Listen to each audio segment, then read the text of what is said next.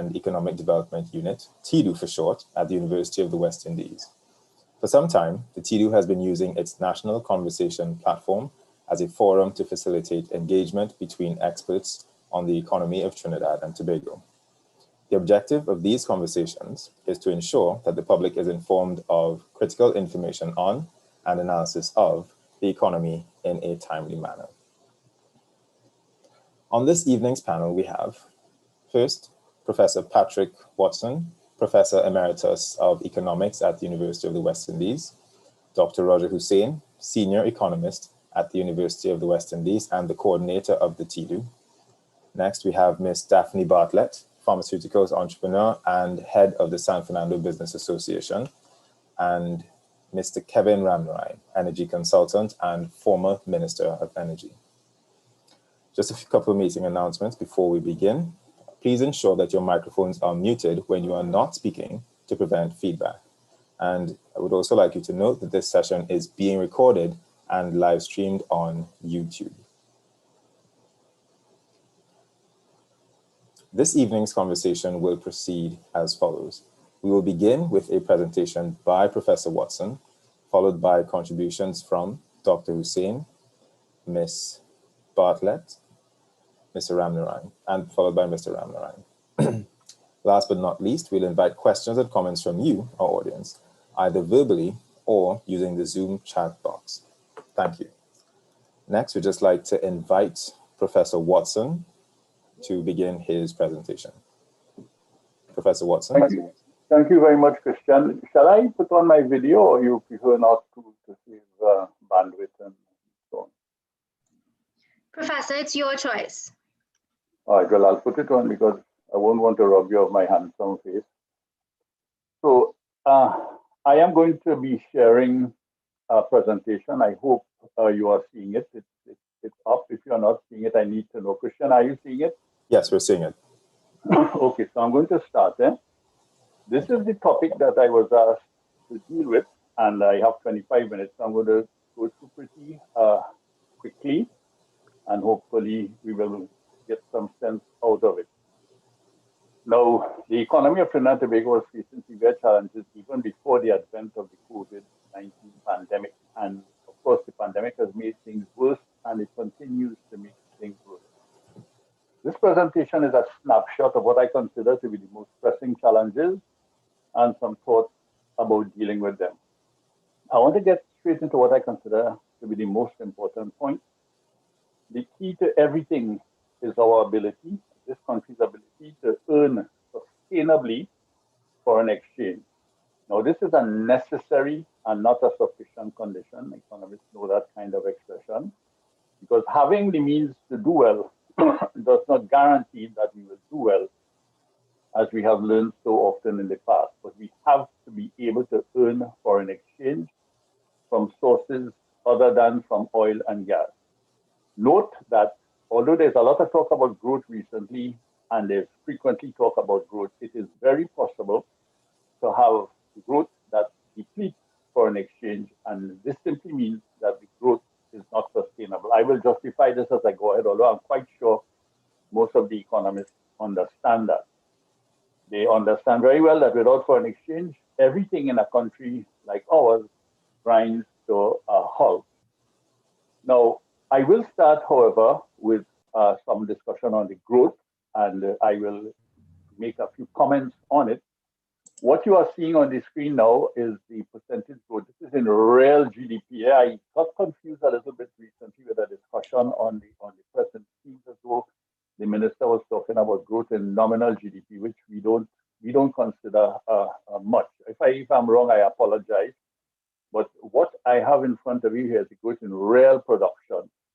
And as you see, the last time we had anything resembling decent growth was in 2015 with 1.8, and I say that with a pinch of salt. It's nothing really substantial.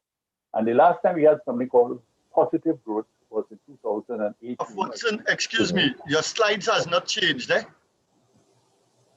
Well, I have moved forward. Forward ever.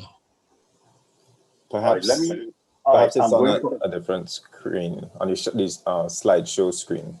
That could be the issue. Just now, just now. I think I see what the problem is. I'm going to stop sharing and then start back, okay?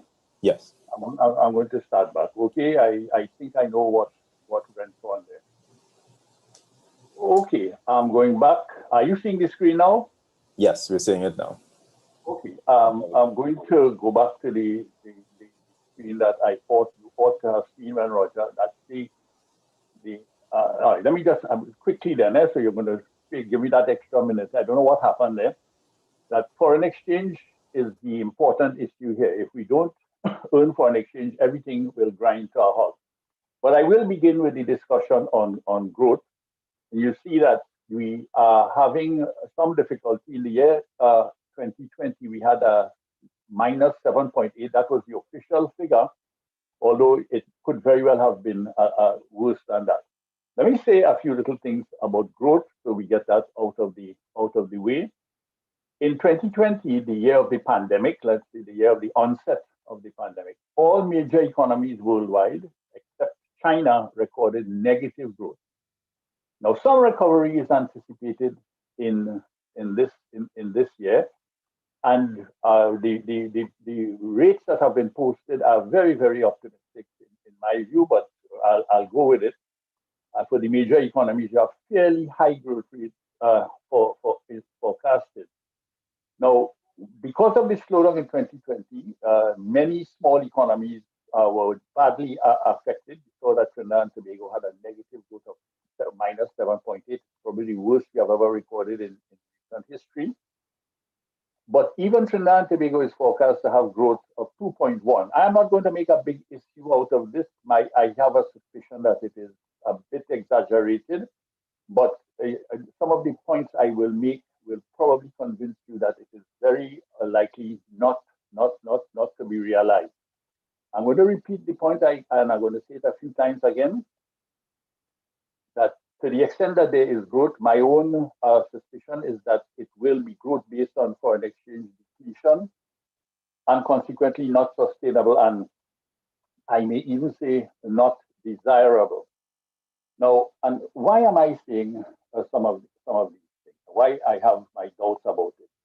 The price of oil and gas, and I'll show you that price in those prices in a little while, is likely to remain unfavorable for some time. Now, it is rising of late, but it's not rising very far, and certainly not at a point that will make us very happy. It's always better to have it higher than lower, but there are certain situations that will militate against a mediocre price being of great benefit to us. There is a oversupply of the conventional hydrocarbon energy products worldwide, and alternative energy, including dirty alternatives like coal, shale oil, and gas, are being used. In fact, a recent CNN report, the same report where I got the figures, the growth, the very, very favorable growth rates that are forecast, they are claiming that the major economies, the revival is coming out of the recession is likely to be powered by coal of all things, something we thought we had left behind. Now, Trinidad and Tobago's oil and gas production is very low. It is not something, it is low and to some extent falling, getting even lower. So that even if the price rises to a figure that will make us happy, we are not likely, remember, revenue is quantity multiplied by price. And to the extent that the quantity will be failing us, it is a situation that is a serious cause for concern. That has largely to do with the earning of foreign exchange, but you must remember that the revenue from oil and gas is the principal source of revenue to the country via the revenue that we get to the government. And it's the principal source of nearly everything. That is why I keep saying that earning this foreign exchange is an extremely important point. I am not sure how long this situation will last, but we will have to prepare for the worst. Because in the case of Trinidad and Tobago, at this point in time, notwithstanding the fact that we have been talking diversification for so many years, there is more or less no fallback in the absence of oil and gas as a foreign exchange earner. These continue to be the purest forms of foreign exchange earnings that we have. The manufacturing sector, which is probably the strongest manufacturing sector in the Caribbean region, is often, and I suspect at this point in time, a net user of foreign exchange, and is likely to suffer because it depends a lot. Its biggest export market is the Caribbean region, and most of the countries have been hit badly by the pandemic, and particularly the tourist industry. You would have known that countries like St. Lucia and Barbados tried to start back up because the tourism sector is so important to them, but had to shut back down almost immediately. Of course, there's a very tragic case of St. Vincent at this point in time, which is interfering with all kinds of receipts, not only tourism receipts. They depend a lot on tourism receipts, and when they get tourism receipts, they buy our goods and services to some extent, and that is on the track. So the growth situation to me does not look very encouraging. I have picked on two sectors so far: the very traditional oil and gas and the manufacturing sector. My own suspicion about tourism, because I know a lot of people talk about tourism, even for Trinidad and Tobago, but tourism in the Caribbean, and we cannot be unmindful of the tourism activity in the Caribbean, because as I say, we depend on our neighbors to do well so that we do well, our manufacturing sector in particular. Tourism, especially cruise ship tourism, is predicted to take a very big hit.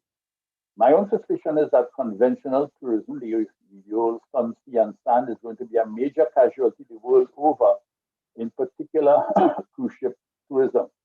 Because Trinidad and Tobago does not depend a lot on remittances, but many of our neighbors do, and that is a source of foreign exchange for a lot of them, and remittances are likely to suffer the same consequences as tourism. Now, I want to say a few things about the price of oil. I hope I get it. Yes, here it is. You see, the price of oil in the last few months has been rising. It went very low. I'll show you a graph just now where it went particularly low.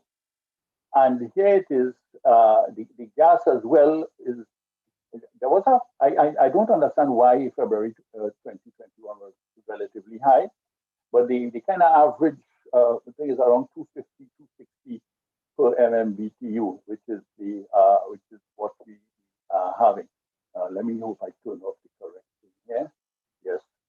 Okay. So both gas and oil have taken a beating. Once again, the government is more or less in a lockdown. They're not using the term. And up to today, there was some talk about more cases of the Brazilian variant. So my suspicion is that maybe the measures are likely to intensify, which are going to militate against the growth. I want you to have a quick look at the prices of oil over the last few months. You notice there's a serious dip in the middle of 2020. And it has risen, but as you see, there's a nice upward, but very, very reluctant upward, and it's meddling around $60 per barrel. It's also interesting. I got this forecast. You know, I warn you, everybody should be very wary about predicting the price of oil. It's what the gods have given us as an economist mad. But we must not ignore what has been given to us. You see the dip there in the middle of 2020, and then the rise again, and the settling down around 60. And the EIA is predicting that it will continue through April because OPEC is keeping production at lower levels. And the EIA is also predicting that right until December 2022, the price will remain about 60. It's better 60 than 30. But 60 is not the 100 that we have been accustomed to. And as I say, our production is not at a very high level, so we are not going to be earning much foreign exchange. Well, relatively lower volumes of foreign exchange than before. This is gas. It's not a nice graph. If you look to the extreme right of the graph, you'll see the dilly-dallying around $2.60 or thereabout. Now, this is going to be the main part of my discussion. I did the growth there, and I did emphasize the foreign exchange, the role the foreign exchange plays in it. Now, I have no doubt, and I'm quite sure that most of the economists have no doubt, that the major policy concern of Trinidad and Tobago is the hemorrhaging of the foreign exchange reserves. This has to be the number one priority, as without it, and I repeat, the economy will grind to a halt. Can we stop this hemorrhaging? I'm going to discuss a few things. My own feeling is it's going to be extremely difficult, though not impossible. Or will we see further depletion of the foreign exchange reserves? My suspicion is that we will see that more than we will see a revival.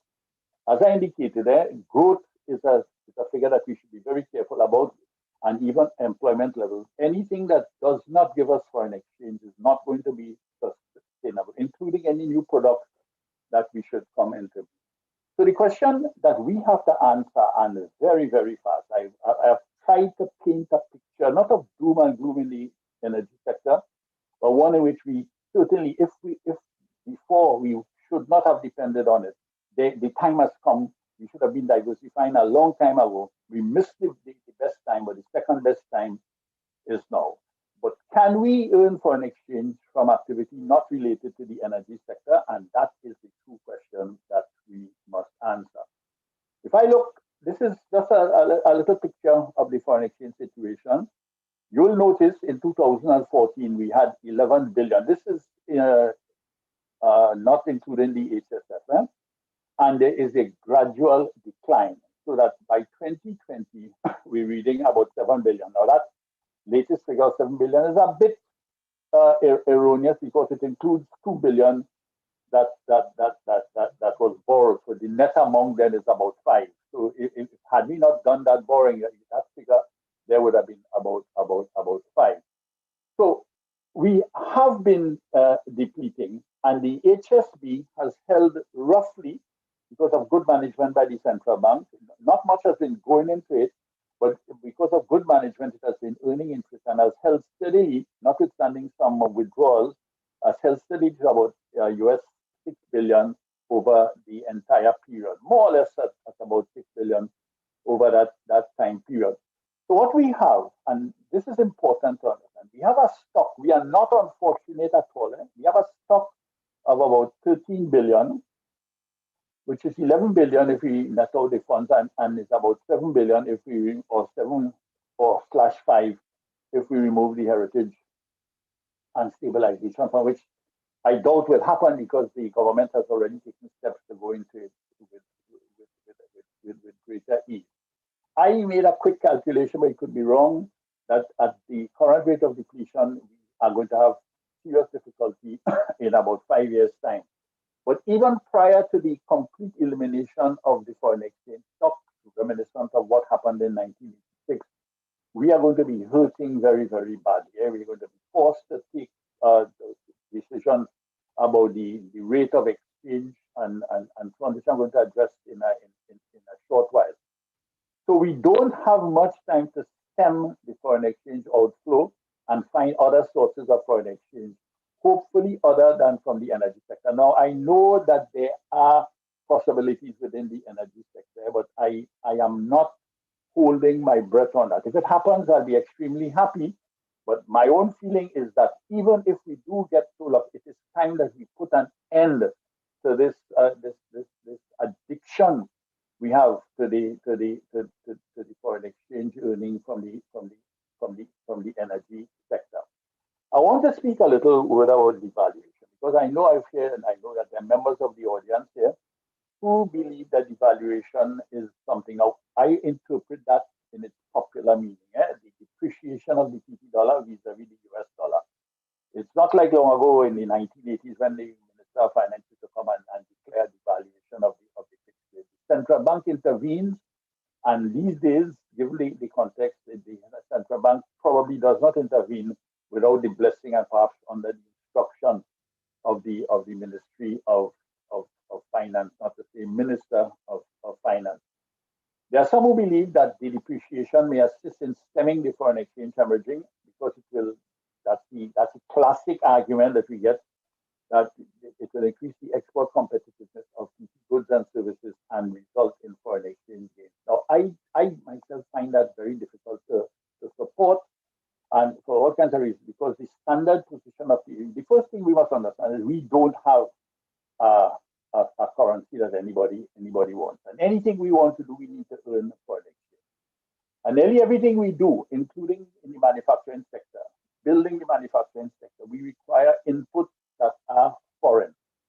To the extent that we depreciate the currency or allow the currency to be depreciated, the cost of production will go up, and we may not necessarily be having a cheaper good in the final analysis. In fact, if we look at what happened in Jamaica and in Guyana over the years, there will be an inflationary trend that we will be unable to stem. I always tell people I paid $6 for a patty in 1983, and the rate of exchange at that time was $6 for a US dollar. And the last time I bought a patty in Jamaica, I think I paid about $180 for it, and that was the rate of exchange of the US dollar for a Jamaican dollar. That is the kind of things that happen. So the local goods have large import content, so our own export will not necessarily become price competitive. We also have to import, and Daphne Bartlett is a lot of what she imports, we have no substitute. For. We are going to have to pay for that all the same. And of course, our main exports, the price will always be quoted in US dollars. All we will do is get more TT dollars for the foreign exchange that we earn, and that will be that. The answer, and this is not an answer because I am not pulling anything out of any hat to anybody else, is that we must find local goods and services that are net earners of foreign exchange. And that is something I'm going to discuss here, and I would want to discuss. So it is true that devaluation may stem the demand for foreign exchange. It probably will, but it will be at the expense of quality of life. I want to just quickly run through some things here. I'm not going to spend much time on this. The fiscal deficit is something that is growing and likely to be growing. And that is all part of the problem. The foreign exchange, if we earn foreign exchange, we go along with solving this problem. And the public sector debt, of course, is going up. We could discuss this as on the side, but I don't want to spend too much time on it. And we have a very unfavorable social climate. There's crime. There are people getting killed every day. There's the ease of doing business. I want to put that as part of the socio-economic environment, which is still we are actually falling in the rankings. And of course, our institutions are failing us. The police, the judiciary, everything seems to be under serious stress. These things are not good for a business environment. So I want to go quickly into what I think we should be doing. I think we should be looking for a diversified economy with much less dependence on the hydrocarbon sector, with the latter accounting for a decreasing proportion of GDP and foreign exchange earnings. We need to encourage and finance, and this includes foreign exchange financing, innovative and entrepreneurial activity. I mentioned we have 13 billion. I think some of that should be used to finance innovative and entrepreneurial activity. We should have done this when we had money to spare, and we shouldn't have to do it now, but I think we have no other choice but to do it now. Something I'm not going into any great detail about, but I think that now is the time, especially for if we're talking about food security and things like that, we should really begin emphasizing the deepening and widening of the integration process. So we could have one market, one economy, and so on. We could discuss that. I'm not going to go into any great detail on that. But I want to speak a little bit about the financing of the entrepreneurial activity. It will entail the risky use of foreign exchange, and it is likely to be difficult in the short to the medium term, especially as we will have demand pressures due to the demand for consumer spending. Consumer spending, there is a lot of demand for foreign exchange, and the businessmen, the retail sector, which is probably the biggest user of foreign exchange in this country, at least that is what we saw a few years ago. They are clamoring for it, and my own feeling is that we should probably put a break on that and begin financing entrepreneurial activity. Now, understand what entrepreneurial activity means in the context of Trinidad and Tobago, it has to mean something that earns foreign exchange, net foreign exchange. It doesn't matter if it uses, but it must earn a net amount. So we have to find a balance between the demands, the immediate demands, and the long-term viability of the economy. I want to suggest, and I'm not too sure I haven't worked it out yet, a relatively modest proportion of funds, which would include and particularly foreign exchange, which we could set aside, which will grow with time to the extent that we have successful ventures. A major criterion ought to be that the project earns foreign exchange. That anything that is a net user of foreign exchange will not be sustainable over time. I am not sure how we are going to do the last point I make there, avoid some of the risk, because entrepreneurial activity is inherently very risky. Ask Elon Musk and he will tell you.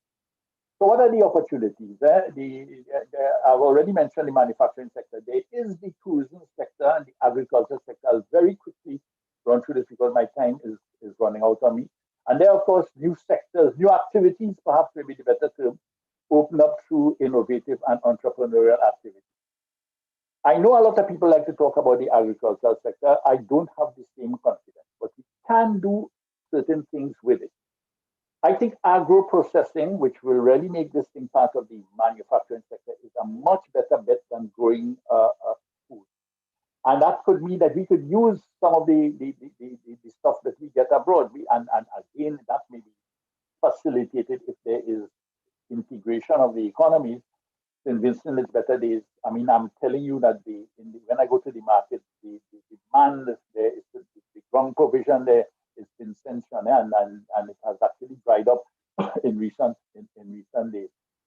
We have to look at what is happening in the new markets like the marijuana market, and St. Vincent, of course, is a major industry for that. And only recently, the state of New York is considering, I don't know if it went through, I really didn't follow it up, but there was a bill to legalize recreational marijuana. And I think that we should be looking at the new stuff. But I'm already saying that we are probably too late to join into that fight. I am not as sanguine, that's the word the former president of the Republic used to use, as many other people, about the opportunities of the agricultural sector, but I am willing to listen and to learn. On the tourism sector, I just want to say something very, very quickly. I have very little confidence in that sector as well, including for the rest of the Caribbean, but I am not dogmatic about it. But one of the things I think that we should be looking at, especially as we have the infrastructure to deal with it, is this new thing that they call the Airbnb, that individuals can easily earn foreign exchange by entering this Airbnb market and earning money. There is also the educational sector. We have a highly educated population. And I saw in a discussion on Facebook the other day that some English people were asking Trinidadian tutors to teach their children at the primary level. We are known for our teaching and educational skills. Exporting our ability at the primary level. We could always learn the syllabus that they have over there and provide training to England or any other part of the world.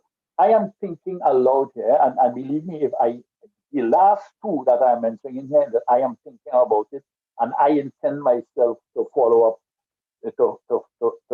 on it and to see to what extent I can organize educational services which we could sell abroad. That is roughly what I want to say, but in view of a conclusion, I say that the greatest danger in times of turbulence, where we are now, is not turbulence itself, but to act with yesterday's logic. And a nice Albert Einstein quote: "In the middle of every difficulty lies opportunity." And was it Winston Churchill, a man who I don't like to cite too much, who said, a crisis is a good opportunity. You must not waste a good crisis. I think that's fundamental. Thank you very much. I will answer your question. Okay, Christian, thanks very much. Thank you very much for your contribution, Professor Watson. Next, I'd like to move on to Dr. Hussein. Dr. Hussein.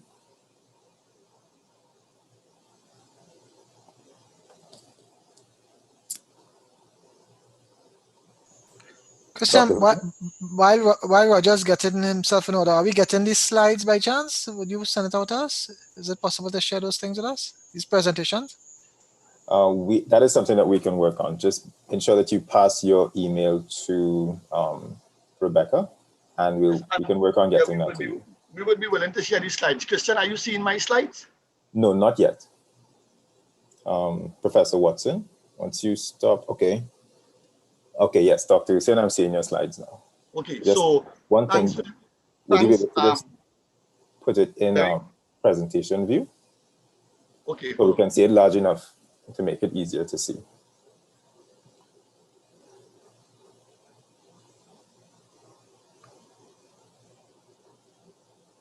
Okay.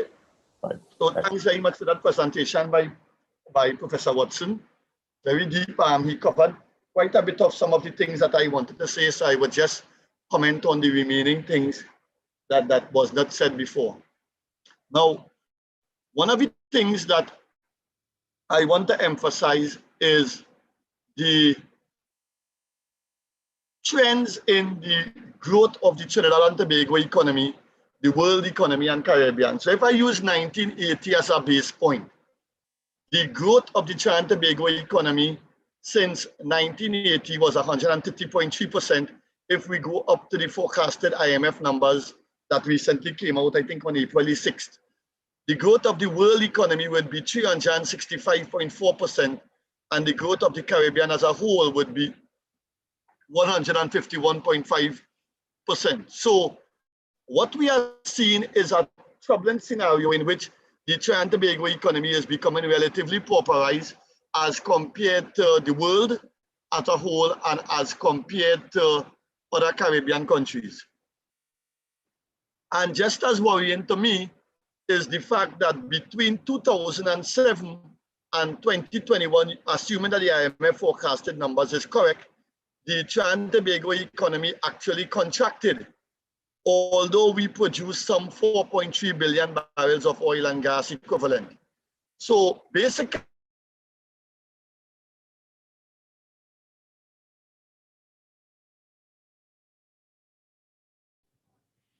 Dr. Hussein?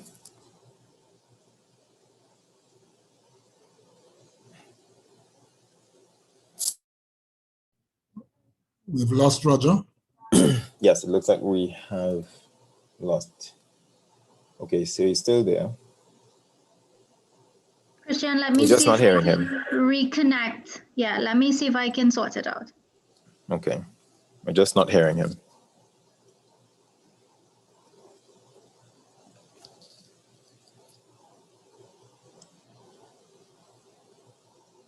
Okay, everyone, just bear with us for a moment. We're just going to try to get Dr. Hussein back.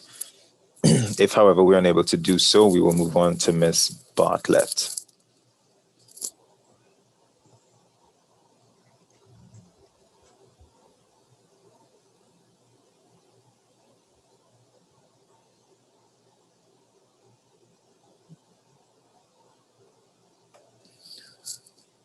Okay, so everyone, we'd just like to invite Ms. Bartlett to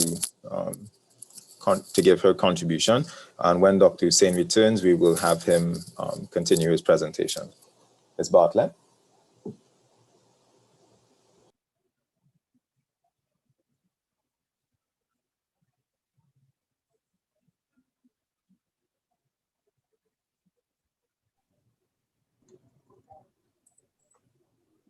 Ms. Bartlett, you have to unmute your mic.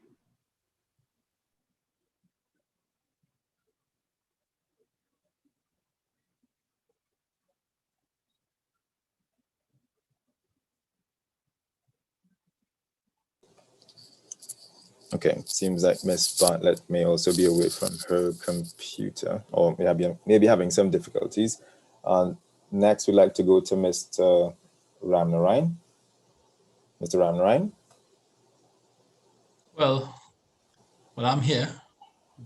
You all hear me? Yes, loud and clear. Okay, good night. So, Hello? I think Roger is back. Hi, Dr. Hussein. Roger? Hello. Yeah, so I'm not sure where I got cut off. Yes, hello? Okay, we're hearing you now. Good. Hello? Can you hear us? Yeah. Okay, I can hear.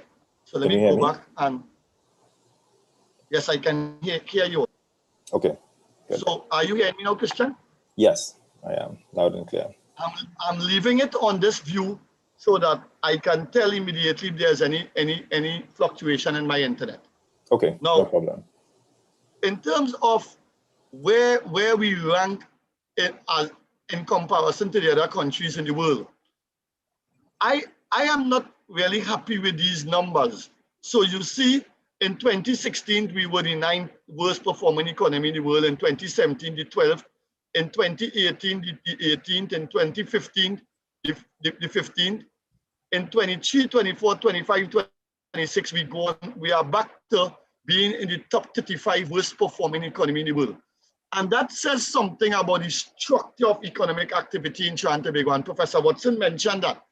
And whilst we may get some growth in 2021 and 2022, what we are seeing by the relative growth performance is that the structure of what drives economic growth in Trinidad and Tobago continues to keep us in the top 25 worst performing economies in the world.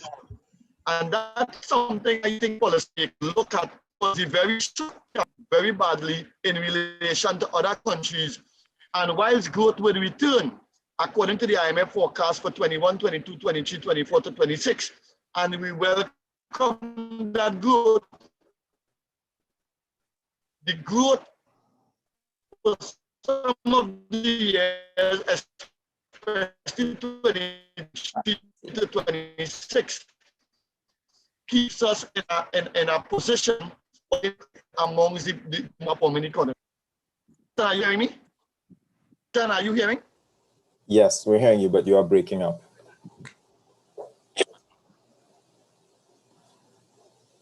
Dr. Hussein? Hello? Christian, are you all hearing me? Yes, we're hearing you, but you're breaking up. Hello? Yeah, we are hearing you, but you're breaking up. Hello? Quite badly. Can you hear me? Hello? Breaking up. Yeah. Okay. Christian, are you hearing me? Yes, we're hearing you, but you are breaking up. Okay, so quickly, Okay. this graph here shows that although nominal GDP did increase by about 8 percentage points between 2007 and 2020, the level of inflation, the rate of inflation between 2007 and 2020, we had about a 90% increase in inflation. And so the overall real growth rate of the economy contracted, and that's something we have to be careful about moving forward. There's three variables I saw Professor Watson focus strongly on foreign exchange. Three variables we need to fix moving forward. One is the relative exchange rate, one is the force participation rate, and the third is the ease of doing business. And I leave this here, and I would attend to any questions asked. Thank you very much for your contribution, Dr. Hussein. Next, we'd just like to invite Ms. Daphne Bartlett to give her contribution. Ms. Bartlett. Good evening, everyone. Are you hearing me? Hello? Yes, we are. Yes, loud and clear. Good evening. Thank you for inviting me to this forum here. And I quite agree with what Professor Watson has said. Everything he said, I am in total agreement with.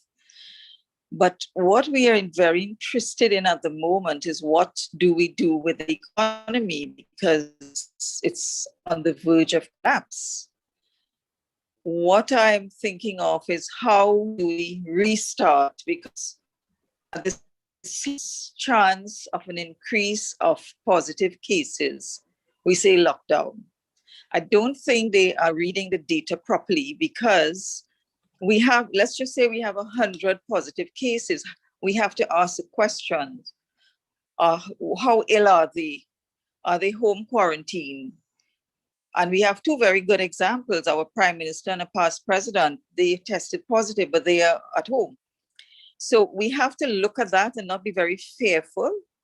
We have the vaccines, we have some at least, and people are being vaccinated. When we look at the United States, half of their population is already vaccinated, approximately half, but they are still getting at least, I was looking at the figures today, each state is about between 20 to 50,000 positive cases per week. What do you do? Lock down the country again? Or you say, let's go and see how best we can open the economy. Business drives the economy. When you lock it down, people are unemployed and then they cannot earn. And I've been saying over and over, for those of you who do not sit behind your desk when you go out in the open market, you would see half pound of flour is being sold, half pound of cheese, sorry, not cheese, rice. They're cutting a margarine in half. And that tells you the purchasing power is really, really bad. That tells you how people are suffering. And you need to provide employment for them. And how do you do that? Is open back the economy. I can't understand why we still have our borders closed. There are protocols to follow for people to enter your country. We have the testing, the PCR kits, and various things to do. And why aren't we implementing it? You have to open back your economy. You cannot say lockdown bars. And we keep saying, and there are drugs for it. There's a lot of talk about all the various drugs which cure and kill COVID. So that is not my suggestion. And that is well out in the open. The vaccines, you say if you take a vaccine, it cannot prevent you from getting the new variant and the mutations that are taking place. You have to have another vaccine for that. So forget the thing about we have to vaccinate 75% to create herd immunity and this and that and the other. Open back your doors. Make sure you wear your mask because it is an airborne disease. Social distancing and all the various protocols we've been taught a year ago, make sure we are following. And I can tell you from my experience, I am in the retail business also of a pharmacy, and I have never in that history been have had to send back cough and cold preparation. This is the first year. People are healthy. They're buying their vitamin C and B12 and what have you, and they're following all the things that they were taught to do, and they are not getting infected with influenza. This year was the lowest rate ever that I've known. So I have a lot of cough and cold at to be expired, and we have to send it back, and that has never occurred. So we have a healthy nation at the moment. When you something people who died because of various other illnesses they may have, you will have every year. As a fact, we have 200 people who die from normal influenza, where they will have other illnesses. So I'm pleading with the government that you have to get busy and stop locking down everything and say stay home, because people have to eat. You have life and livelihood, and you have to have a mesh between it. And we, the citizens, must follow what we are being advised to do. You must wear your mask. It's very important. And I don't know too much about the cloth mask, if they have that filter in the between the two layers of cloth, but you must wear a proper mask, and that would filter out the small microbe, the virus. That is what is very important. And stay a certain distance from the person you're speaking with. If you have to go to the grocery or whatever, but we have to open the economy, because the number of people who are unemployed is like probably 30, 40% unemployed at this time. And if you're not employed, you cannot spend, and you can't go to another store and spend, and then that employer cannot employ their staff, and it continues in a chain reaction. So I would really say that how do we fix the economy is to open up the doors. You lock down beaches. Why are you locking down beaches? We must be responsible. Go and inhale the fresh air, which is extremely good for you, but don't bundle up with other people and strangers. You can have the same household that you're going with. So go on get some fresh air, the sun, all those things we have for free in Trinidad and Tobago. So make use of it and be sure that we follow the directives that are given and do not go liming together and all of that. We're not asking for that. We are saying that people go to work, earn, and so they can spend, and it'll drive the economy again. So that is something that we have to be very, very careful with, or else everything will collapse. Another thing is we are talking about COVID-19. COVID-19, usually a virus lasts a year, that's a fact. And then they mutate and they get weaker and weaker and weaker. Now you see we have what they're calling the variant. And then you have the mutation, but we have no vaccines for that yet, except I know I've read where England started producing or researching a vaccine for the new variant. And then you have new ones coming up every day. We have seen the narrative all over on the internet saying that this vaccine doesn't protect you against the new variant. That is another factor in it. We have to put into the whole mixture. So what are we going to do? Are we going to wait until another vaccine comes to the new variant? And so we keep going. Every year we have a new influenza in the country, in the world, and everybody gets the flu and they stay home for 2-3 days, recover and come back out to work. And they spread the virus because you would hear people saying, don't cough in my face to give me your cold. Well, it's the same thing we are saying, don't be close to anyone and social distancing, the usual thing. But we have to open the economy, we have to start business going, get everybody busy into work, earning and spending.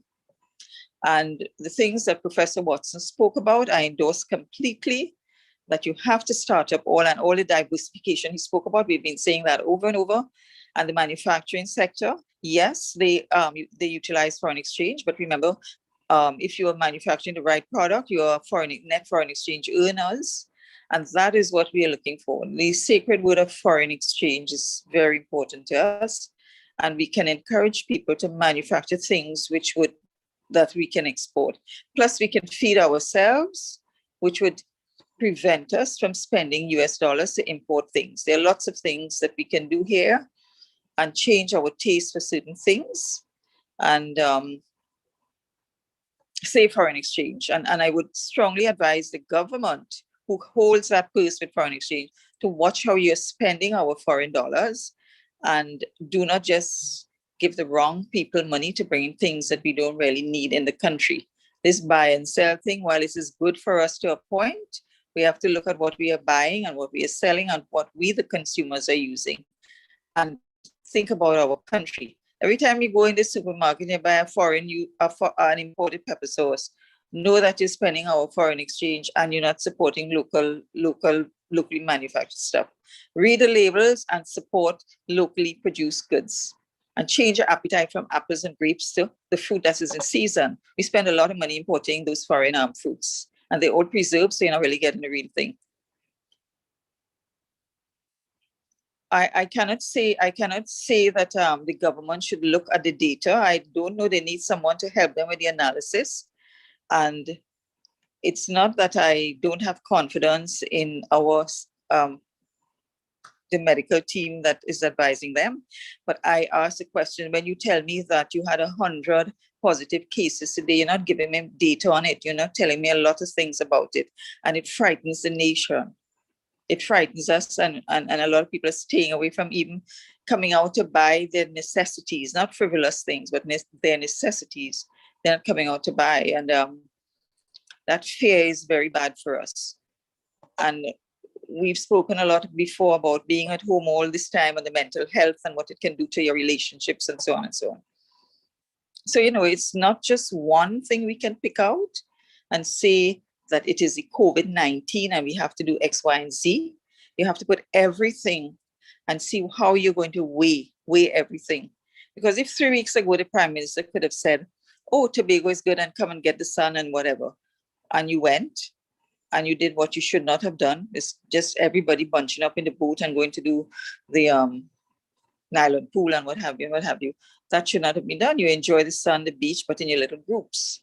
And that is very important to us to know that the mask is still important, the hand sanitizers, social distancing, and we go along and our normal daily lives and do not try to want to go all over the place as you used to. just keep it up to the minimum, the barest minimum, that you should be outdoors and, you know, participating in various activities. But your health is important, and our nation is very healthy at this time. I can tell you that we don't have many sick people coming into the pharmacy to purchase stuff. They're healthy, but they do buy the things for the immune system and so on, and they're quite good at that. Cough and cold, nobody has cough and cold. Everybody, I wonder why. I mean, for a whole year, you're not seeing any. But I still want to reiterate that every year, at least 200 people die from the normal influenza that we have. And these are people who usually have other illnesses, just as though they want the 150 something people who died with the COVID.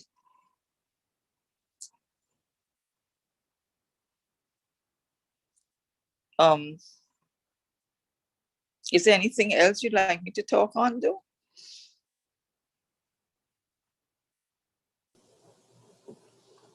No, I mean, just your contribution to the discussion so far. So, yeah, do you have any closing thoughts to your contribution that you'd like to add? Yeah, I'm still saying that do not lock down the country. Okay. Do not leave your borders closed, because we are losing. I mean, look at the maritime industry, what's happening to that? It's not only preventing them from coming, but I mean, people who work there, they've lost their jobs. They have to eat, they have to live. So what are you going to do? Just follow the international protocols, and you pay. If you have to be quarantined for the foreigners, you pay your money, and put in your rules and regulation, but open up your economy, because people are flying all over the world. I sat here thinking that everywhere is locked down and so on, but no, people are going and they're holidaying in Mexico and Dubai and wherever, and they are doing what they're supposed to do, tests and all of that, and life goes on for them. Life isn't going on for us in Trinidad. And that is something we have to pay attention to. One former Minister of Finance has suggested that this COVID lockdown thing is something to prevent the public from knowing that the economy is really bad. And I'm not agreeing 100%, but I question, why are you locking down at everything? From the time there is a rise in positive cases, they're not hospitalized, they're at home quarantining, but you're locking down. I have been serving the public since COVID started and the lockdown in March of last year. I'm facing them every day, and I have not had one COVID patient who I can tell you came in with any kind of symptoms with COVID. Okay. And when you look at the percent, it's very low. So the figures might frighten us on the surface, but dig into it and you'd see there's no need to be that scared. Okay. Thank you. Sorry, Ms. Bartlett, but we're going to have to move on. Thank you very much for your contribution. I'd just like to invite Mr. Ramnarayan to make his contribution. Mr. Ramnarayan? Mr. Ramnarayan, you just have to unmute your mic. Could I share my screen? I have those privileges to share screen? Yes. Yes, you do. Okay, before I put up my slides, which will deal primarily with the history of the energy sector for the last probably 10, 15 years. I just wanted to sort of speak to what Daphne Bartlett just said. I find it to be mind-boggling. And I find that one of the biggest failures, probably the biggest failure in this country, is the inability of the media to properly question the government. I find it mind-boggling that a person enters this country with multiple negative PCR tests and then has to go and do 7 days state quarantine, then 7 days at home. This person has multiple negative PCR tests. But a person who is tested positive for COVID and is asymptomatic and is not in need of medical support can quarantine at home. If somebody could explain the logic and the rationale behind that for me tonight, I will appreciate that greatly. And I mean, I shouldn't say more because I'll get in trouble, but I just wanted to put that out there. I find that the media, why hasn't the media asked the government, why is it that every single country in the Western Hemisphere has borders open, albeit managed, but Trinidad and Tobago has morphed into a sort of gulag, right? So I just wanted to put that out there because I think that is at the heart of this imbalance in this policy reaction to COVID that is going to make it a lot more difficult for this country to emerge from the pit that it is in at this point in time. So I may have angered people on the forum tonight, but Sipasad Naipaul told his son that if you don't upset people, you will never get recognition. You all know who Sipasad Naipaul's son is, right? So let me just find my slides.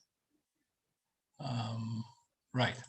So I'll start off with this. You all seeing this? Yes, this is the front page of the Business Express, February 11th, 2004. Obviously, it's something I deemed to be important, so I kept it. The gentleman in the picture, in the cartoon, Dr. Jim Leong to the left, and Mr. Patrick Manning, former Prime Minister of Trinidad and Tobago, to the right. And the cartoon captures what was a disagreement of sorts between the two of them back in 2004 around the decision of the government to build a fourth LNG train.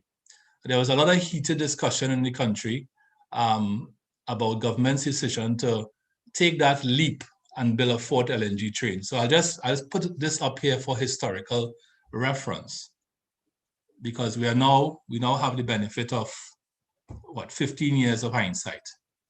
So the next slide, which I'll run through quickly, is this is the United States. I put this up because Patrick mentioned it. This is the United States natural gas exports from 1990 to 2020, and this is an incredible graph. It shows the rise of the US shale industry and how the US has gone from exporting almost no gas to exporting a tremendous amount of gas. And this is the context of the world in which we live. Joe Biden aside, I don't think Joe Biden could stop this train that is in motion in the United States. And this is only going to continue to go vertically up as more and more LNG projects are beginning to be sanctioned and so on. So that's the context of the world that we live in. And in 2004, when Patrick Manning and Jim Leong had this disagreement, nobody, of course, at that point in time could have foreseen what would have happened here. The other slide is a slide which is showing us the real gross domestic product, and I stress on the word real because the Minister of Finance recently referred to economic growth in nominal terms, and nobody does that on Kevin, we're not seeing the graph, You all not seeing the graph? No. I wonder why. No, we're not. There are no lines on it. I'm not seeing any. Oh yeah, sorry. You had, it's an animated graph, so you had to wait to see it. So you all sorry. You're advanced than most of us here. You're bringing these advanced things to show us here, man. Yeah, these are animated. So this is real GDP. And I started in 2012 because usually when I present and I started 2015, people say, he being political, right? So I started in 2012, and that was as far back as real GDP at constant 2012 prices goes. So I started in 2012, and you could see the decline in real GDP, specifically after 2015. And this is what's intriguing. The blue line is your natural gas production in Trinidad and Tobago. And I mean, it's pretty obvious that the two lines are highly correlated. So that what has been experienced as the decline in our economy in the last 5 or 6 years, it is largely due to the decline in natural gas production. That is without doubt. Now, if you look at the very end of the graph, you would see the pattern changes in 2021, where the blue line, which is natural gas, continues on its downward trend, but you have this little pickup here in GDP, which is the IMF's, I use the IMF's 2.1% for 2021. And that the reason I focus on that is to show that the IMF's 2.1% is going to be challenging to achieve, given that gas production is headed south in 2021. So the other graph, another animated graph, is a graph that shows drilling activity in the blue. This is drilling activity over the last 10 years. And you could see the decline in drilling activity from 2016 to 2020. The ministry has not published 2021 data as yet. We are now heading into the month of May, and we have yet to see January, February, March 2021 data. I find that to be strange. Normally, the ministry publishes data pretty frequently, but drilling activity has, obviously, as the graph shows, has come down. This heightened level of drilling activity between 2011 and 2015 was largely as a result of a promise to the upstream that there would be no increase in taxes, and if anything happened, there were incentives that were provided to increase that level of drilling. But when you juxtapose onto this graph natural gas production, you again begin to see a correlation between drilling activity and natural gas production. So Patrick spoke about the ability of the country to earn foreign exchange. And since 1973, the country's main earner, or by far, of foreign exchange has been natural gas, first oil, and then natural gas. That obviously is in decline. And as a result of that falling natural gas production, you have lower foreign reserves, lower US dollar earnings, and lower government revenue, and so on. So the central problem that we face, and there's always a little story I gave. One day I went to Price Plaza in Chagonas, and this was around 2012. And I was with a friend, and we couldn't find a park. And he asked me, what is causing this situation in Price Plaza on this Saturday? And I said, my friend, I said, what you're seeing there is 4.2 billion cubic feet of natural gas per day. So that obviously is no longer the case. We are now producing 2.8 billion cubic feet of natural gas per day. In 2015, we were producing 3.8 billion cubic feet. In 2010, we were producing 4.3. And the reason I started off with the first slide with Jim Leong and Patrick Manning is that perhaps, and this is a point which could be debated, perhaps we in Trinidad created a demand for natural gas which was not sustainable. And what is happening now is that the industry is beginning now to, by attrition, right-size itself, and that is manifesting itself through the closure of 5 or 6 plants in Point Lisas. And as we speak, Atlantic LNG Train 1 is down. It may restart soon, but we clearly have a problem that persists with natural gas production. While that problem has existed for some time, the other problem which began to erode the competitiveness of our natural gas sector is the price of natural gas. And around 2019, the price of natural gas increased significantly. I mean, this is something which, if you read anything which has been published from CEOs in Point Lisas' statements to the president of the NGC statements and so on, price of natural gas, and we could have a whole political debate about why that happened. But the price of natural gas no longer makes our ammonia and methanol as competitive as ammonia and methanol being produced in places like the United States and Qatar and so on. So will this problem begin to improve? Somebody is yawning loudly with their mic on. Will this problem, I expect that in 2022, natural gas production will begin to cease, that curve will begin to curve back upwards because of a number of projects, about 4 or 5 projects that will begin to deliver natural gas production. However, The question is, will it be sufficient to pull us out of the hole?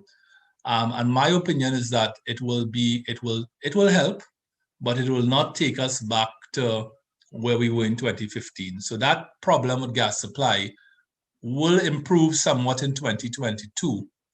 And perhaps that's where the IMF is seeing some growth in 2022. But it's not going to be enough to get us back to where we were in 2015. So we are in a situation where the external market, as Patrick pointed out, is oversupplied by all the things that we export: ammonia, methanol, natural gas. We have a gas shortage at home, which is not going to go away. And the cost of producing a unit of ammonia and methanol is no longer has us as the competitive player. If anything, we are probably in the fourth quartile now or something like that in terms of cost. So that is the predicament in which this energy sector finds itself. The other thing is that companies drill and explore for and develop natural gas on land. When I say land, I mean offshore too, right? So that's considered to be land. They don't drill in outer space. And what they need to achieve that is that they need production sharing contracts and they need exploration and production licenses. It's a well-known fact that the ministry has not been awarding any new acreage. The last time the ministry awarded what I would consider to be new acreage was 2014. And that was when the ministry awarded a block to Touchstone in 2014. And that has been great for Trinidad. I mean, it's going to help, but it's not going to pull us out of the hole. So the Ministry of Energy has to start awarding acreage pretty quickly. I think that's one of the things that the new minister would have to address as an urgent priority. But I don't see the energy sector providing us with the sort of propulsion that it provided us with between 1999 and let's say 2014. And we therefore are going to have to find something else that will drive growth. I think the energy sector will continue to provide this 35 to 40% or maybe 30 to 40% of real GDP. But beyond that, we have to grow new sectors. And one of the sectors that I have always flagged as something which I think has high growth potential is maritime logistics, because of our position and because of our natural deep water harbors and so on. And we have a number of ports and so on already. I think that sector needs to, and it's also a sector which has the capacity to create a lot of jobs and earn significant revenues to Trinidad and Tobago. So that may be one aspect that we could focus on in terms of diversification. But this is the situation that we face right now with the energy sector. In terms of the refinery too, just to mention, I don't see, and I think I had said this pretty often, I don't see the refinery restarting anytime soon. So we may well end up with a stranded asset in Point-à-Pierre that perhaps, I mean, if you talk to people now, the refinery is now going on 3 years down. I spoke to a CEO of an oil company who also has a refinery which is operating, and he asked me how long has it been down, and I said going on 3 years, and he said, well, you know, that's pretty much that's pretty much it, because the cost of restarting goes up every year that it remains down. So that is also going to affect, you know, and Daphne would know that the closure of that refinery was felt particularly in South Trinidad. So I think if I have to make some recommendations, because solutions are always good, the value chain in the gas sector has to be examined from upstream all the way to the end of the value chain, which is the sale of ammonia and methanol and LNG. And the value chain has to be adjusted such that all participants in the value chain survive.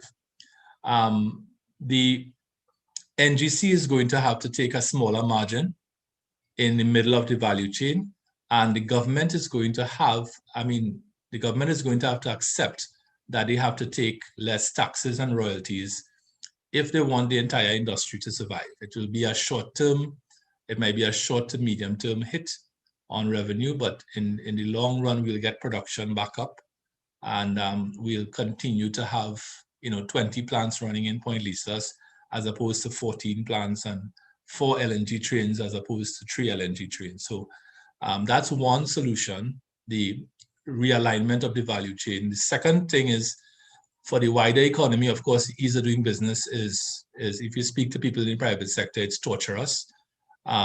We are ranked 150 in the world in terms of ease of doing business. I think the Gaza and the West Bank are ranked slightly below us. So we're only slightly better than a country which is under Israeli occupation. So it is something which has to be targeted as a national priority. So I think that's the second thing. And the third thing I would say is that the government clearly doesn't have the financial legs to pull us out of this hole. And this is where the government has to bring the private sector on board and get the private sector, particularly the conglomerates, to invest again in Trinidad. And I could tell you that the conglomerates in Trinidad are focused on Guyana. Our major private sector companies are all focused on Guyana, and for obvious reasons. So we have to get them, excited about Trinidad again and investing in Trinidad again. Thank you. Thank you very much for your contribution, Mr. Ramnarine. Next, I'd like to invite Mr. Rafu, because he has a few questions for the panel.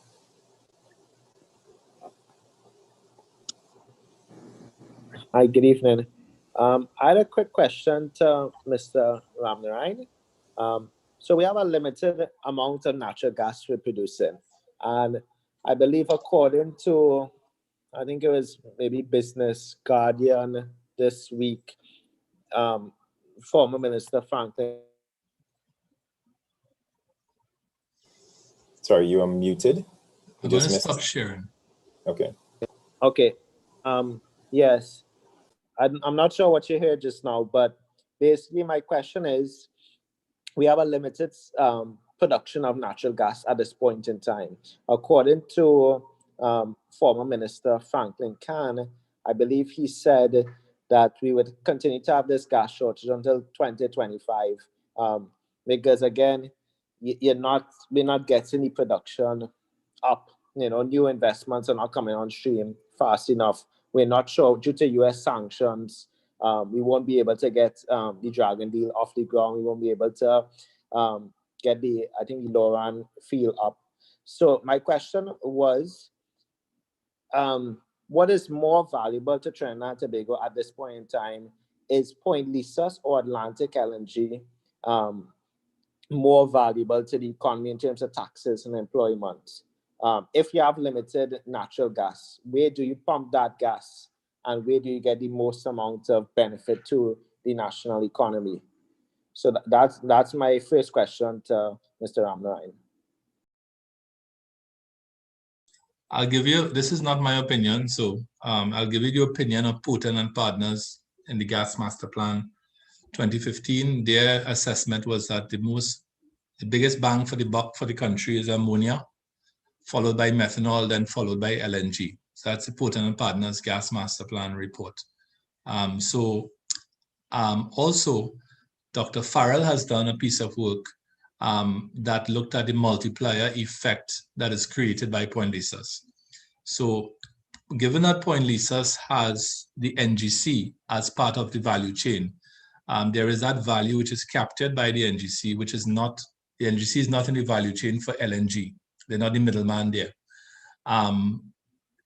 In addition to which, Point Lisas methanol and ammonia plants tend to have, because there's so many of them, they tend to employ more people, and they tend to also employ a lot of contractors, because when those plants have to have turnarounds, they stimulate a lot of economic activity in the contracting community.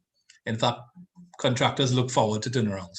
So I would say that without a very economic analysis in front of me, I would say that ammonia and methanol would be where the priority should be for our natural gas.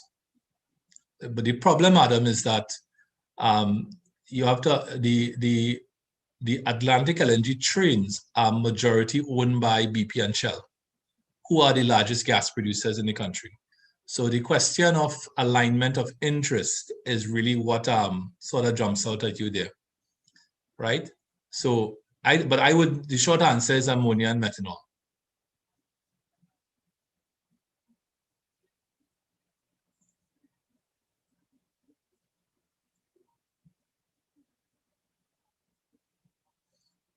I think Adam, all right, good.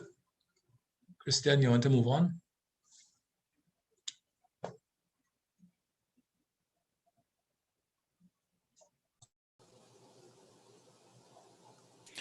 Kevin, Sorry, I just got cut Christian, out. okay. Yes, yeah. Okay, yes. We have another question. Does anybody? Okay, so first off, would any of the panelists like to comment on what Mr. Amaran has shared?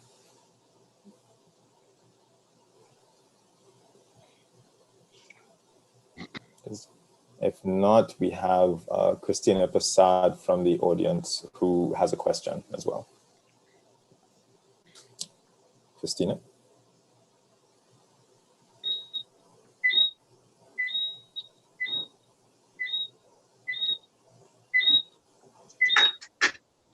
Okay, I'm trying to, okay, so we're not getting Christina. Okay, so we'll move on to a Christopher Chinapu. Would you like to put forward your question to our panel?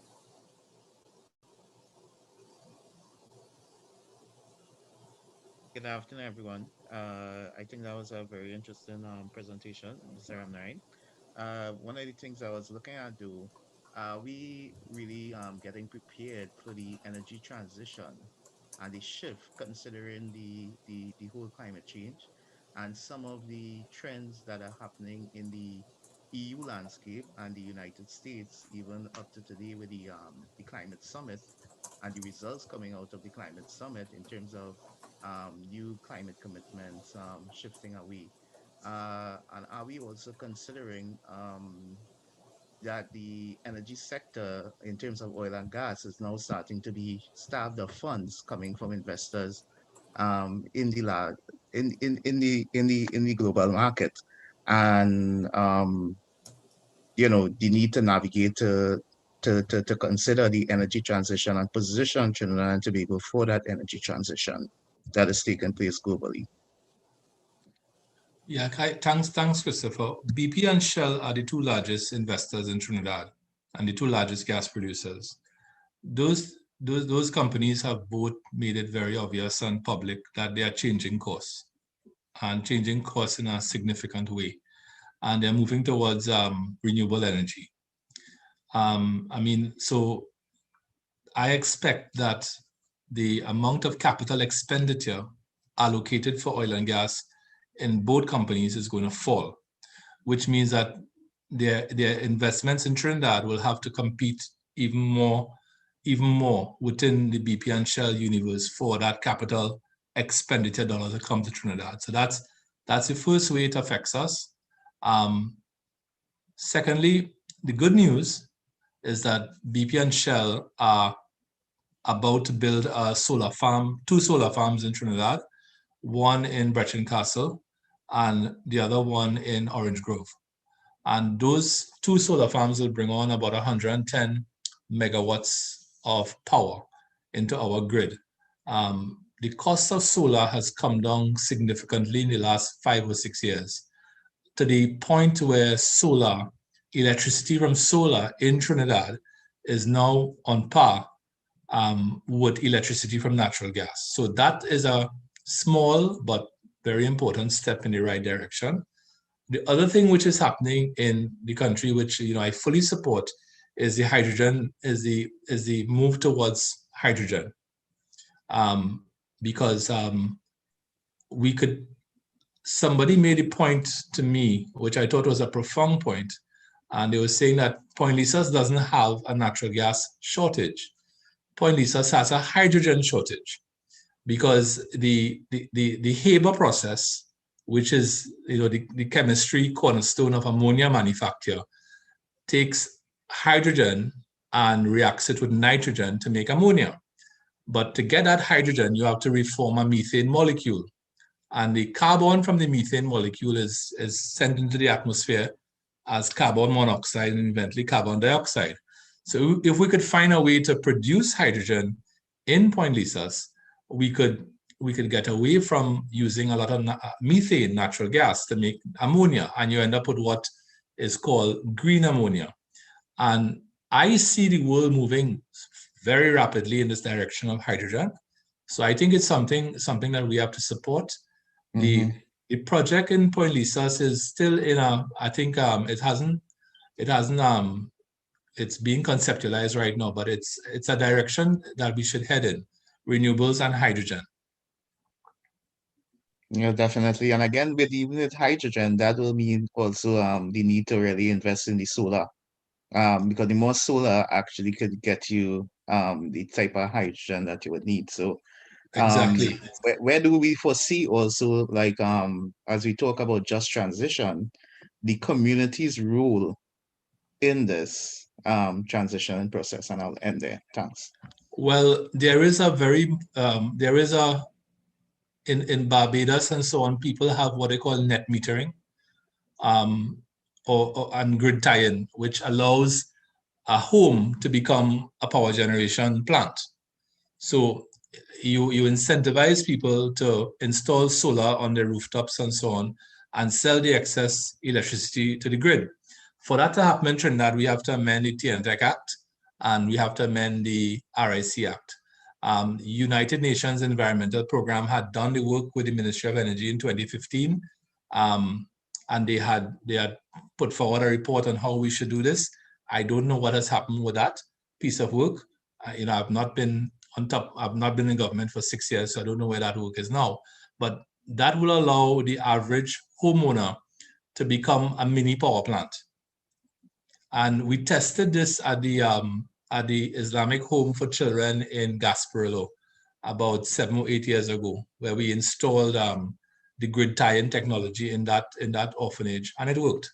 So that is where the average man can play a role in the energy transition. The other way people will be called upon to play a role is in energy conservation. As you know, Trinidad and Tobago, we waste a lot of energy in this country. I went up to Chancellor Hill one morning at 5:30, and I took a picture of Port of Spain and I put it up on Facebook. And a friend of mine commented that we should take note of how many lights are on in Port of Spain at 5:30 in the morning. The entire city is lit. And that is because there really is no incentive to turn the lights off, because electricity is so cheap, So people could play a role too through energy conservation. And when you conserve electricity, you save natural gas. Okay, thank you very much, Mr. Amnarayan. We have a question from Mr. Barry Fakuri. Hi, good night, everyone. My question is to Dr. Watson. In your presentation, you looked at the agricultural sector and you didn't see it as a great direction for the country to go, especially where it comes to Forex. But where it comes to import substitution, what I have seen, especially in the last few years, is a lot of items that we can have produced here locally. For example, tomatoes, lettuce, kale, garlic, onions, sweet peppers, all items that were previously grown locally 100%, now being imported. If you look at the supermarket shelves, all our bananas on the supermarket shelves are imported. In the last year to year and a half, all our avocados entering the market are imported. These are items that people eat every day. And if we at least try to transition away from importing these products, they could also play an important part in reducing our Forex needs. I'd just like to hear your comments where that is concerned, because in your presentation, as I mentioned, you believe we were a little past the agricultural sector. All right, let me respond to that. It's not that I believe that we cannot use the agricultural sector.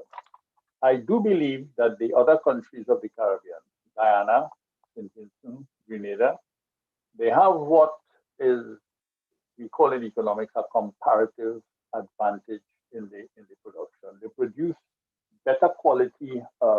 provision, rice, and so on, and bananas. And in fact, in the production of bananas, the countries that specialize in bananas in the Caribbean would say Lucia, Dominica, Jamaica even, and Trinidad and Tobago. For instance, in the Lomé Convention, I don't know that Trinidad contributed a lot to banana production. So I am, when I say that they have a comparative advantage, it means that it could mean in the end that per unit cost, they are much better than us. And we are much better in other things. So we, for instance, could use their agricultural produce and let's say, for instance, do things like agro-processing of some of these ground provisions, the bananas or whatever it is. I mean, I'm just calling things like that, and convert them into industrial products more than anything else. We are way behind. You know what agriculture, the contribution of agriculture to GDP in Trinidad and Tobago is some minuscule amount, you know, it's less than 5%. In fact, I should have checked it before, but it's closer to 1%. Now, that says that there's a lot of room, if you wish, but we are unable. My own feeling is that we are capable of earning the foreign exchange to buy some of this produce from the Caribbean. But let me say something else about the CARICOM market. Yeah? A lot of the produce from Grenada and St. Vincent that we use does not involve the use of foreign exchange. Yeah? In that they arrive on the CARICOM jetty and they accept, and they don't always. I'm not saying that is true, and neither is it something that we should expect to continue. But the other thing that people tend to forget is that agriculture, if we intensify agriculture, for instance, animal production, we are going to intensify imports into the agricultural sector. Agriculture is not an import-free sector. And to the extent that some of the smallest things that we produce, chicken, we import the chicken eggs, we import all kinds of parts. KFC, which is one of the biggest users of chicken, they use foreign chickens as well. Now, we have to ask ourselves the question, what are we good at? That is what the comparative advantage argument is about. And to the extent that we can produce, we should do so. But I think one of the better ways to deal with the food security issue is to make Trinidad and Tobago part of a wider CARICOM region. To the extent that we become one market, as was intended since 1989. Rice from Guyana, plantains from Guyana, ground provision from St. Vincent, and all of these other things. You know, we no longer we get our sugar from Guyana and so on, and for the same reason that I am arguing, we must not become overly romantic about the agricultural sector. Yes, there is potential, but the potential is not necessarily in the guise of import substitution. We may suffer in terms of the quality of the produce, again, because St. Vincent is already doing this very, very well. The yams from St. Vincent, I mean, I wouldn't lie to you, when I go to the market, it's the yams from St. Vincent that I buy. The Edos, I went about a week ago to the market. I do the market in this house. And I couldn't find Edos, and it was because of the crisis in St. Vincent. And the only Edos I saw were some funny looking things, and I suspect that they were from Trinidad. If the quality is not something that we could compete in, I don't see why we should be doing that. We don't have a great tradition in that production, and whereas I don't want it said, and I don't want it believed that the agriculture sector doesn't have a role to play and cannot have a role to play, but it must not be seen that we can substitute everything that we import. It's not going to happen. There'll be a tremendous fall in the standard of living if we do that. Let me give an example in the case of Guyana. Under the Burnham administration, you may remember, I don't know how old you are, Burnham banned wheat flour. Guyana, along with Trinidad, has a large Indian population and they eat a lot of roti. Don't get me wrong, the roti is not good for you. It's because of diabetes and all of that. But the fact is, it caused tremendous heartache to a large section of trying to make roti with cassava flour and so on. So when we make these decisions, we cannot ignore what our current practices are, what our current situation is. When the Minister of Agriculture quite correctly talked about the foreign inputs, I didn't like his conclusion, but one of our favorite foods is doubles, and there's nothing local in the doubles except maybe the bandania. And yet, I mean, if you take action against that, and for instance, you want to put something else in, I don't know what you could try to put in the double pigeon peas, I don't know. We're going to have to be very, very careful about taking that kind of action. My response to it is to earn the foreign exchange where we can, see to having a proper relationship with the rest of the Caribbean or with our Caribbean neighbors. I think we should consolidate the CSME to make sure that all the advantages that William, Dimas, and McIntyre and all of these people talk about, that we take advantage of these things, and that is a way of dealing with the problem. I understand what you mentioned there, but my comment wasn't really based on the CARICOM, because we don't import tomatoes out of CARICOM, we don't import bananas out of CARICOM, we don't import sweet peppers out of CARICOM, we don't import avocados out of CARICOM, we don't import lettuce out of CARICOM. These are all items that come in large abundance out of North America. Where garlic is concerned, on occasions, it comes all the way out of China. We have potatoes coming from North America as well.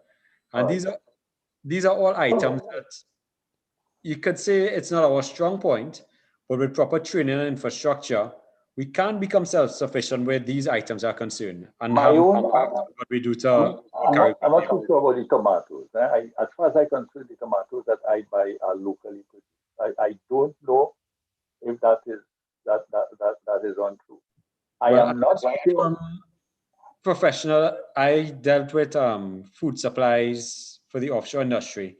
So where agriculture is concerned, I have a very vast knowledge on what is imported and what is local products entering the markets on a weekly basis.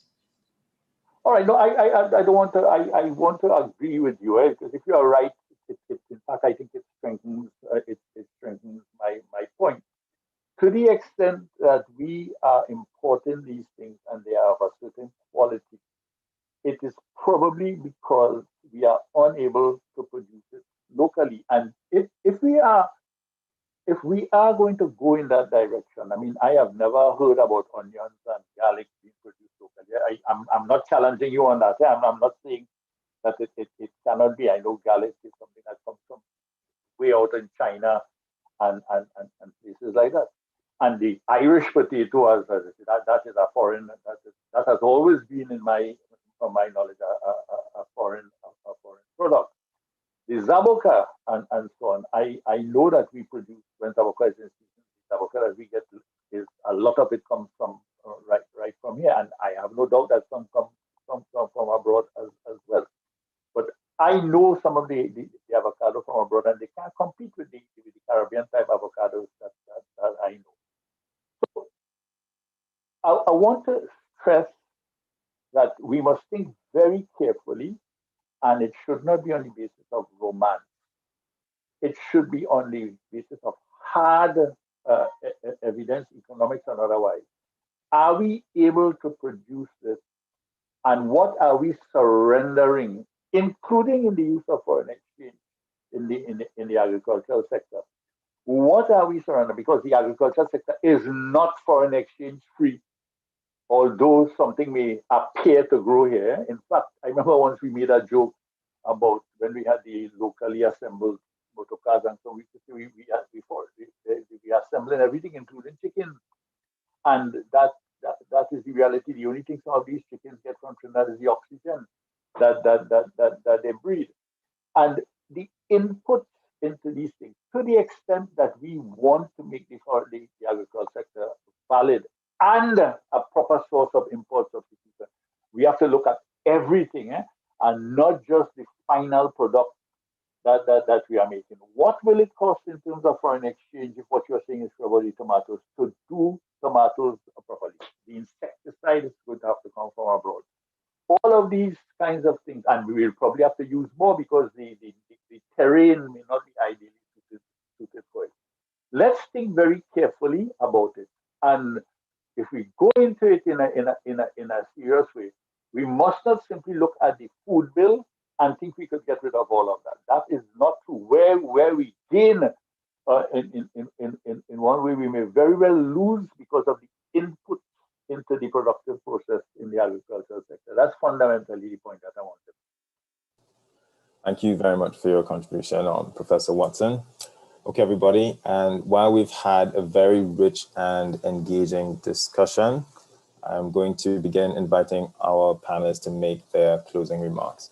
And as they make those closing remarks, I'd just like to put forward a hypothetical situation for each of our panelists. So you are given the opportunity to advise the government of Trinidad and Tobago tomorrow. Given all that has been shared this evening, how do you advise them? What is the main piece of advice that you would give them? So with that, I would like to begin our wrap up by inviting Ms. Bartlett to share her closing remarks. Ms. Bartlett.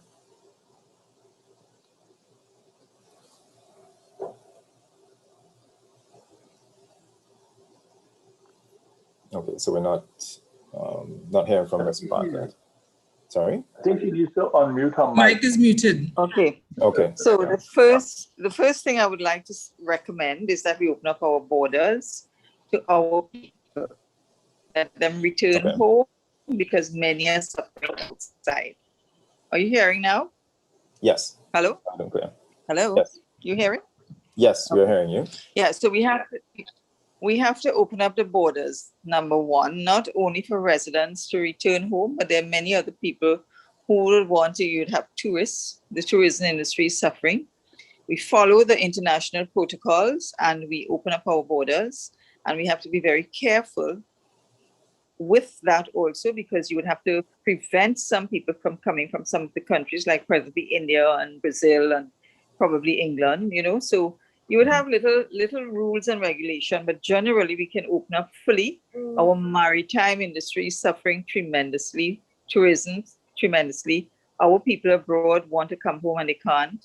Then also I would say locking down the economy and locking down the country is not worthwhile at this time. We've been through 1 year of it, and you need to open up and ensure that people follow the protocols that the government and the science say to follow. And as I said already, wearing the mask, social distancing, and sanitizing and so on. But we need businesses reopened. We need people to work, to earn, to spend, to drive the economy. And that must be done immediately. Because as far as I'm reading, the information they're giving out, and I try to analyze on my own, it doesn't make much sense to me that you're telling us so many people have been tested positively. I'm not sure. I suspect they are being quarantined at home, and some would be the very ill one would be in the hospitals like Hoover and Cora and wherever.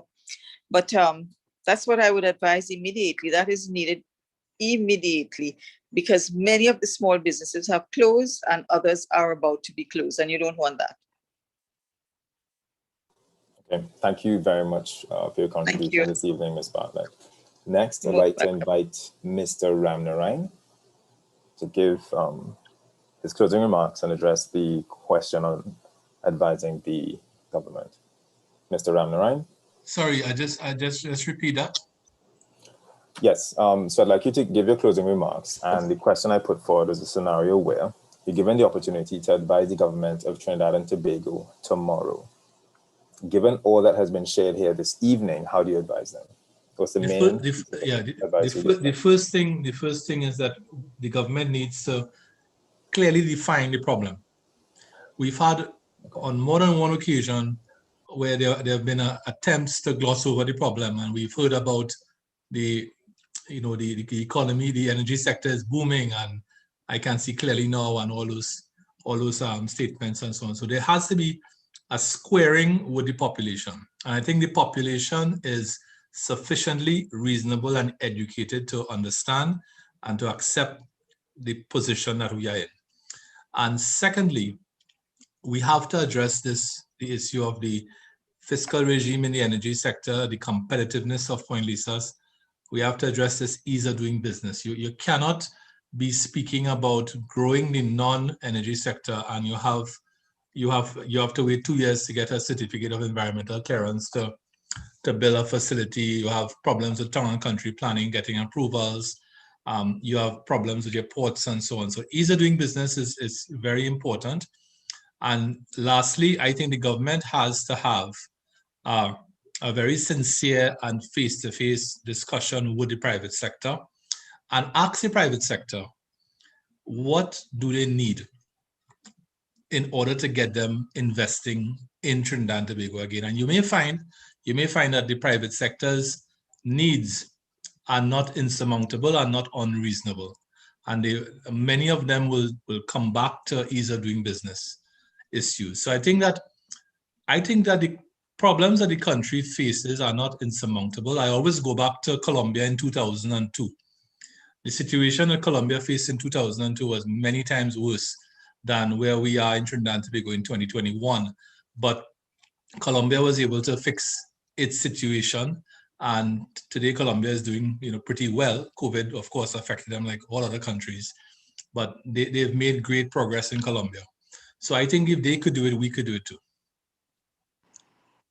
Thanks. Okay, thank you very much for your closing contribution, Mr. Ramnarayan. Professor Watson, I'd like to invite you, I'd like to give you the last word, please. All right. Thanks very much, Christian. It was a pleasure being here. Let me say that. One of the things I wanted to emphasize, which was the emphasis I put on foreign exchange. The time has come when, after all these years of talking about diversification, to make it happen. And diversification has to be financed. I am not too sure exactly how, but I know that it will involve. If you look at any kind of innovative activity anywhere in the world, it costs a lot of money. There's a lot of risk involved. When it works, the payoff is extremely high.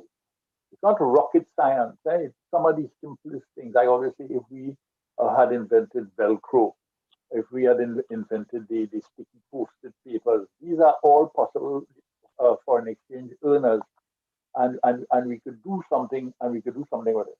There are some sectors, like a sector that a colleague from Martinique and myself are studying, or that's in the creative industry sector, the use of festivals and so on. A lot of these things have capabilities that we need to look at with a certain amount of seriousness and invest in studying them and in determining their potential. If we continue along the line of depending on the oil and gas sector, yes, things may turn and favor us as we go along, but sooner or later we're going to be back in the same boat where the sector will be failing us, and we have to find other things to be serious earners of foreign exchange. And now we missed the boat. We should have got on that boat at the time I was in my mother's womb, but the second best time is now. We should do it now. That's fundamentally. Thank you very much, Professor Watson. So everyone, I'd just like to thank our panel for coming out this evening. I just want to, Dr. Hussein was not able to give his closing remarks because of internet trouble, but I really just want to thank all of our panelists for coming out this evening, giving their contributions, and for our audience really pushing to engage our experts on the very challenging issues facing our economy at this time. So everyone, just like to say good night. Remember to follow all the health protocols, mask wearing, social distancing, and keeping your hands clean. Stay safe, everybody, and do have a good evening. Thank you very much, Christian. Okay, welcome. Thank you. And thanks for coming out to all of our audience members. Really appreciate having you.